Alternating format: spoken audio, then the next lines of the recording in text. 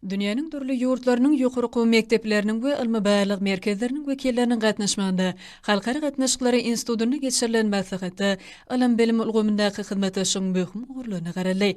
Belenşäli dünýäde parahatçylygy, howpsuzlyk we durnukly ösüşi öpçün etmekde daşar siýasaty we diplomatik işe möhüm orun değişidir. Ilmi amal maslahatyň dowamynda häzirki döwrüň wajyp wezipeleri netijeli çözmek boýunça halkara bileleşiniň tagallalarynyň utgaşdyrylmagy bilen balanşykly meseleleň ähmiýetini üns berildi.